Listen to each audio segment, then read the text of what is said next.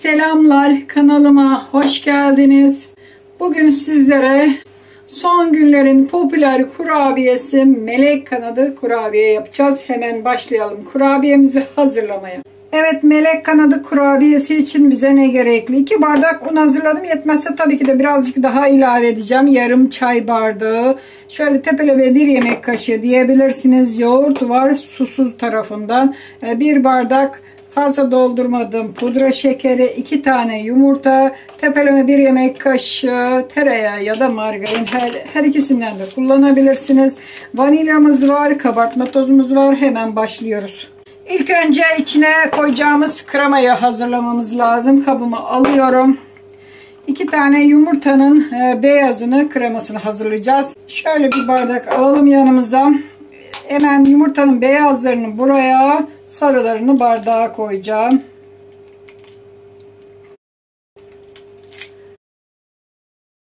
Sarısını bardağa koyuyorum. Beyazını buraya alıyorum. Bak şöyle ayırıyoruz. Sarısını beyazından. Tamamdır. Sarılar burada dursun. Hemen bunu şöyle yine alalım. 2 yumurtanın beyazı var. Üzerine pudra şekerini ilave ediyorum. Dediğim gibi dolu değil. 1 parmak eksik bıraktım. İsterseniz doldurun ya da azaltın. Şimdi çırpıcımızı hazırladım. Şöyle bir çırpalım ki tozlamasın ilk önce şekerlerle birlikte. İçine koyacağımız kremasını hazırlıyoruz.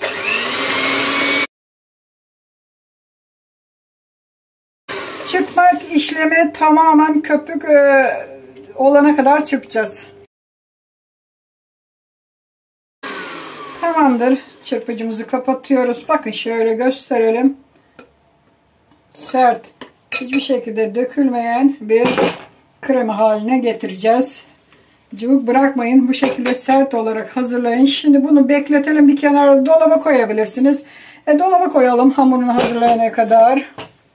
Şimdi sıra geldi hamurunu hazırlamaya. 2 tane yumurta sarımızı döküyoruz kabımızın içine. Şöyle tepeleme bakın 1 yemek kaşığı tereyağı ya da margarin, hangini kullanırsanız. Üzerine şöyle 1 kaşık tepeleme ya da yarım bardak yoğurt ya da ekşi krema kullanıyor bunu yabancılar. Ben ekşi krema kullanmıyorum ve koyu bir yoğurt ilave ettim. Şimdi çırpıyorum. Şöyle yavaş yavaş çırpmaya başlayalım. Şöyle bakın karıştırdık. Şimdi 1 bardak un döküyorum. Üzerine kabartma tozu ilave edeceğiz. 1 çay kaşığı, fazla değil, kabartma tozunu ilave ediyoruz. Şöyle bakın 1 çay kaşığı unun üzerine hemen kabartma tozunu ilave ediyoruz. Çok fazla değil. Vanilyamız var. Vanilyayı ilave edebiliriz, güzel koksun.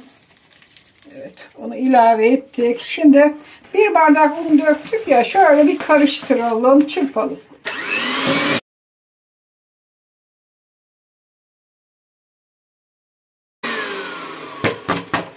Bakın güzel bir çırptık. Şimdi bunu kenara bırakalım. Ve üzerine şimdi elimizle yoğuracağız. Hemen 1 bardak, 2. bardak unu ilave etmeye başlıyorum. Ve elim ile hamuru toparlayacağım.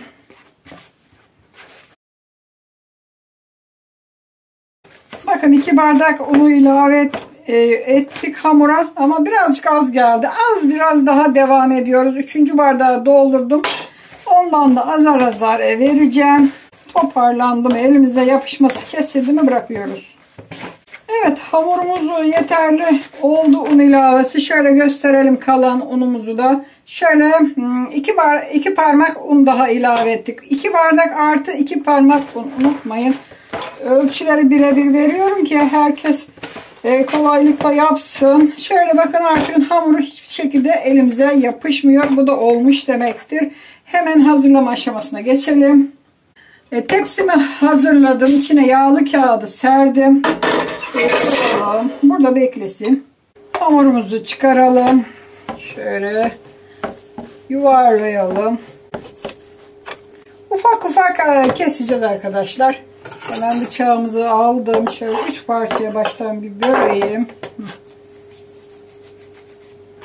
Çok fazla büyük olmayan ufak parçalar halinde keseceğiz. Kaç tane çıkarsa artık. Şu şekilde ceviz kadar, belki azıcık daha büyük olabilir. Bunu da aynı şekilde hazırlıyoruz.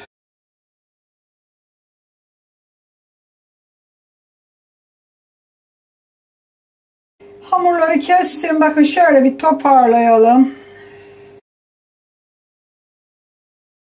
Evet, gördüğünüz gibi küçük küçük hazırladım. Şöyle birazını hemen bu kabın içine alıyorum. Fazla bulaşık olmasın. Şuraya birazını koyuyorum. Dursun burada. Şunları da bir kenara alıyoruz.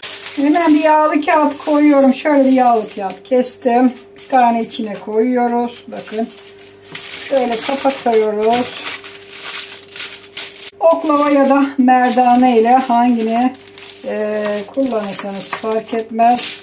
Hemen açıyoruz. Fazla kalın olmayacak şekilde şöyle 100 yuvarlak açalım. Yeterli.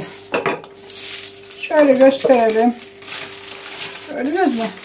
İşte bu kadar açtınız mı yeterli. İçine hazırlamış olduğumuz kremasından ister sıkma torbasında koyun, ister benim gibi hiç de uğraşmayın. Şöyle kaşıkla koyun gitsin. Şöyle bakın koyduk. Hemen kapatıyoruz. Üzerine bakın. Uç uca gelecek şekilde bakın kapatıyoruz. Ve uçlarına şöyle bir bastıralım arkadaşlar. Hemen dışarı akıp gitmesin. Böyle bastırıyoruz. Bir tane kürdan.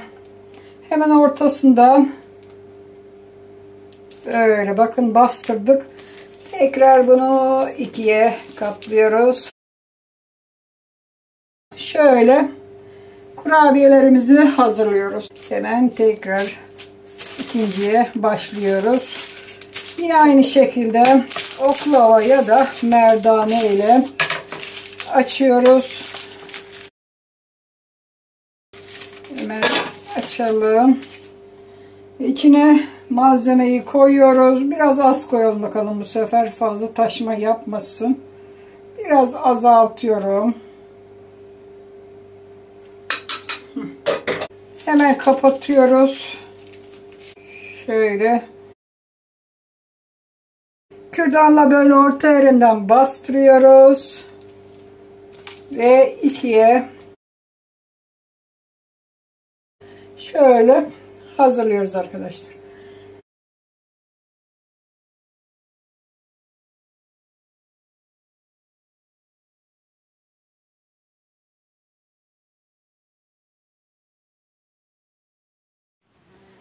Evet, sonuncusunu da yapıyorum.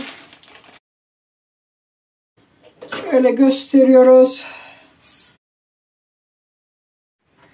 Evet, melek kanadı kurabiyeleri hazırladık. Şimdi 180 derece fırına götüreceğiz. Üzeri kızarana kadar pişireceğiz. Hemen fırına veriyorum. Kızarınca fırından alacağız. Evet, melek kanatlarımız çok güzel kızardı. Çok güzel de oldu. Şöyle gösterelim. Şimdi biraz dinlensin, soğusun. Üzerine daha sonra pudra şekerini serpeceğiz ve servisini yapacağız tabii ki de. Kurabiyelerimizin üzerine şimdi pudra şekeri serpiyoruz.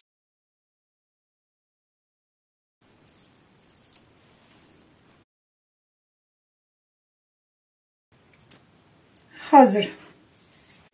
Şöyle yakın plandan da gösterelim. Öf öf, süper oldular. Gerçekten de melek kanadı kurabiye. Melek gibi oldular arkadaşlar.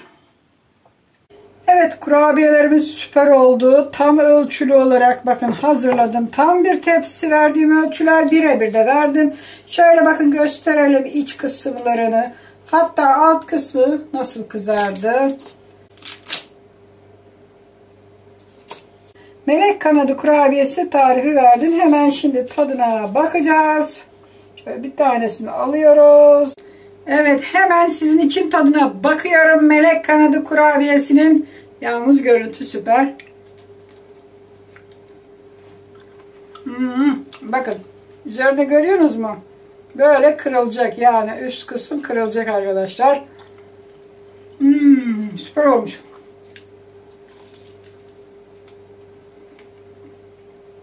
Üzeri çıtır çıtır. İçinde de kreması yumuşacık, harika bir kurabiye hazırladık. Melek kanadı kurabiyesini hazırladık. Çok güzel bir şekilde kurabiyemizi hazırladık. Görüyorsunuz mu? Hangini yesem bilmem. Şu kabuk. Bak böyle çıt çıt. Evet, melek kanadı kurabiyemizi hazırladık. Tadım aşamasında yaptık. Çok güzel olmuş. Çok aşırı lezzetli. İçi yumuşacık, dışı çıtır çıtır bir kurabiye olmuş. Umarım siz de yaparsınız. Birebir ölçülü olarak sizlere zaten tarifi gösterdim. Siz de aynı ölçülerde koyarsanız böyle çıtır çıtır kurabiyeler hazırlamış olursunuz. Hadi benden şimdilik bu kadar. Kendinize iyi bakın. Sağlıcakla kalın. Bu arada kanalıma abone değilseniz abone olun. Aboneyseniz de bildirimleri açmayı unutmayın. Hadi hoşça kalın.